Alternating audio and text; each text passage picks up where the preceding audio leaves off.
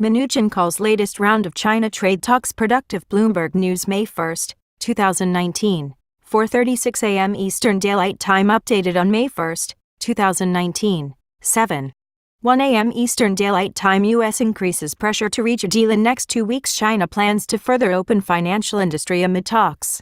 Commerce Bank sees significant turnaround in markets if U.S. China talks fail. The latest round of U.S. China talks wrapped up in Beijing on Wednesday, with U.S. Treasury Secretary Steven Mnuchin calling the meetings productive in a tweet. Negotiations will continue in Washington next week, Mnuchin said in his tweet after Wednesday's round concluded slightly later than scheduled. He took part in a photo session with U.S. Trade Representative Robert Lighthizer and China's Vice Premier Liu He, and the delegations exchanged pleasantries. Steven Mnuchin at Steven Mnuchin wanted us Trade Rep Ambassador Lighthizer and I just concluded productive meetings with China's Vice Premier Liu He. We will continue our talks in Washington, D.C. next week. Sent via Twitter for iPhone. View original tweet. The White House has ramped up pressure to reach a trade deal with China in the next 2 weeks, warning that the U.S. is prepared to walk away from the negotiations. President Donald Trump's acting chief of staff Mick Mulvaney said Tuesday the outcome will be known in the next couple of weeks one way or the other. As the high-level trade talks between China and the U.S. got underway in Beijing, China on Wednesday took another step in opening its $44 trillion financial sector to the world, announcing plans to remove limits on ownership in local banks and scrap size requirements for foreign firms that operate onshore. Read more. China further opens financial industry amid U.S. trade talks.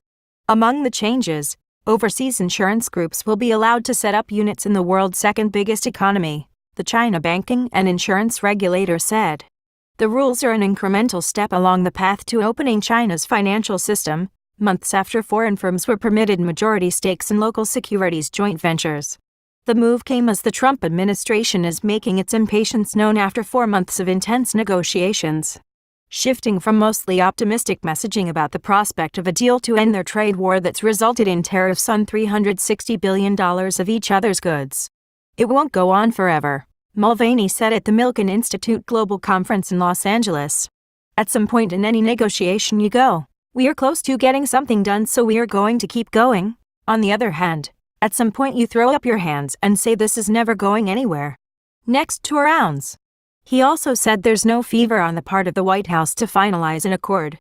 Following the next 2 rounds, U.S. officials hope to either recommend to the president we have a deal or make a recommendation that we don't, Mnuchin had said in a taped interview broadcast Monday on the Fox program Mornings with Maria. A collapse of negotiations might reverse momentum in the U.S. and China, dousing hopes that the world economy might be able to shake off trade war risks. The conflict has weighed on confidence and dented shipments, with 9 of the 10 gauges tracked by Bloomberg to assess the health of global trade below their average midpoint.